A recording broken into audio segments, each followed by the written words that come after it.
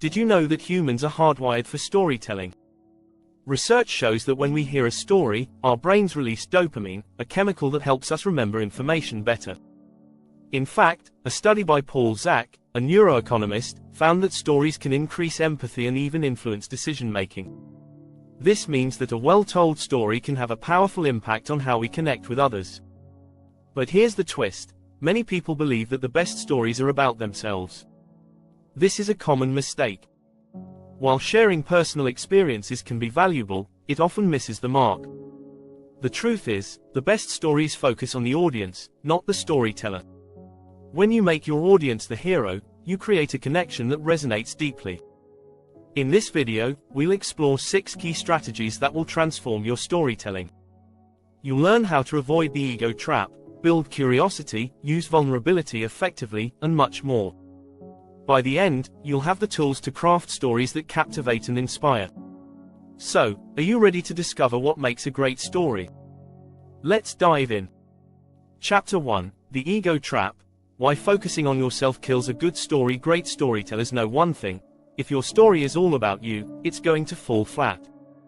Sure, it's tempting to center your stories on your own experiences and achievements, but here's the catch: people aren't as interested in your life as you think.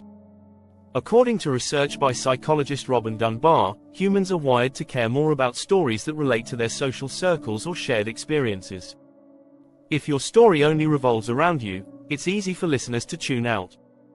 Instead of focusing on yourself, focus on the audience. Think about it: who's the real hero of the story? It's not you. It's the listener. People want to see themselves reflected in a story. They want to feel like they're part of the journey. The trick is to make them the hero.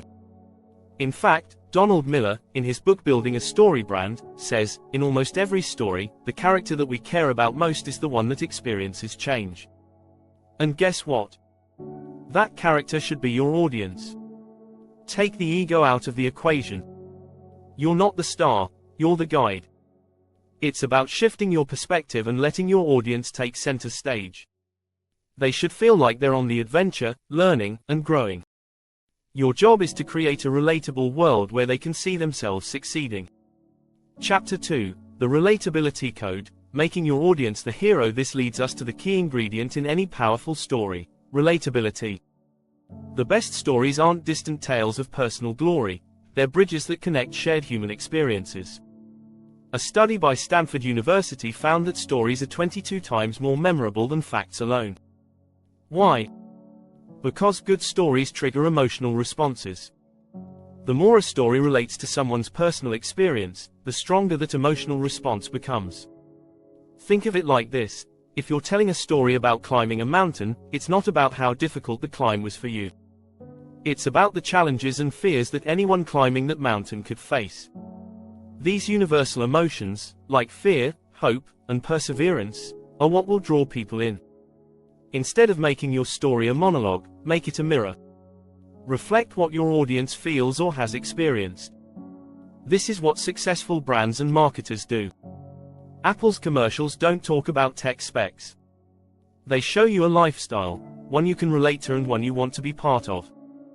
In storytelling, do the same. Instead of saying, "This is what I did," say, "Here's how we can all overcome challenges together." The magic happens when the listener feels like your story is their story too.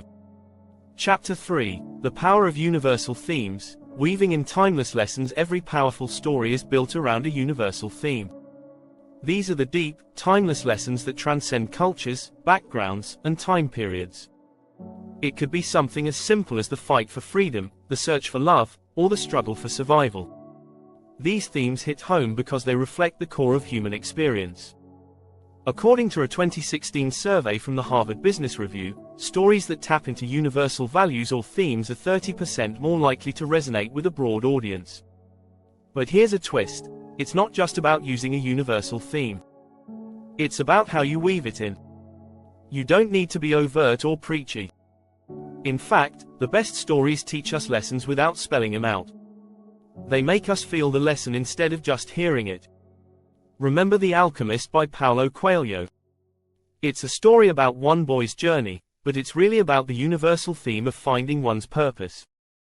It's why that book has sold over 65 million copies and been translated into 80 languages. People relate to it because the theme is something we all struggle with, finding meaning in our lives.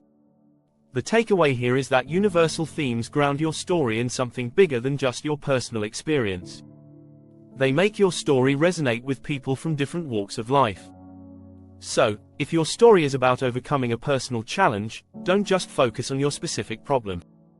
Think about the larger theme, whether it's perseverance, hope, or resilience, and let that guide the heart of your narrative.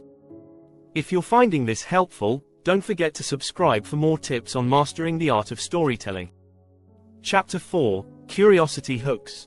Leaving them wanting more. One of the best strategies in storytelling is to keep people on the edge of their seats. This is where the art of building curiosity comes in. You want your audience to lean in, asking, what happens next? This isn't just a gimmick, it's rooted in human psychology. According to George Loewenstein's information gap theory, people are wired to seek out answers when there's a gap between what they know and what they want to know. Great stories thrive on this tension. Think of every time you've binge-watched a Netflix series. It's not just the big plot twists, it's the little breadcrumbs that keep you curious. Each episode drops just enough information to satisfy you but leaves you with more questions. In storytelling, do the same. Start by asking a question or hinting at something big to come. Create a mystery that the audience has to solve. When Steve Jobs introduced the iPhone in 2007, he didn't start with, "Here's a phone." Instead, he said, "Today, we're introducing 3 revolutionary products, an iPod, a phone, and an internet communicator. Are you getting it? These are not 3 separate devices."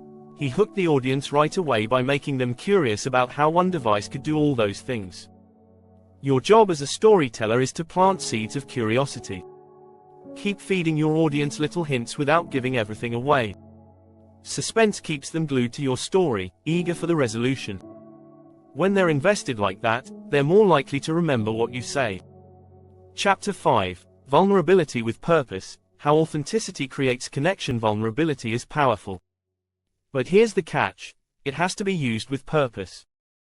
In storytelling, vulnerability shouldn't be about oversharing or making yourself the victim. Instead, it's about revealing a struggle or truth that resonates deeply with your audience. As Brené Brown says in Daring Greatly, vulnerability is not winning or losing. It's having the courage to show up and be seen when we have no control over the outcome. But authenticity isn't just about admitting mistakes or showing emotions. It's about connecting those personal moments to something bigger. Your vulnerability should serve the story, not be the story. If you're telling a story about a failure, for example, don't just talk about how bad it was for you. Focus on what the audience can learn from that failure. Research by psychologists Jennifer Archer and Naomi Bagdonas from Stanford University shows that authentic vulnerability fosters trust and strengthens relationships. People don't trust perfection. If you're always presenting a flawless version of yourself, your audience will feel disconnected. They won't see themselves in you.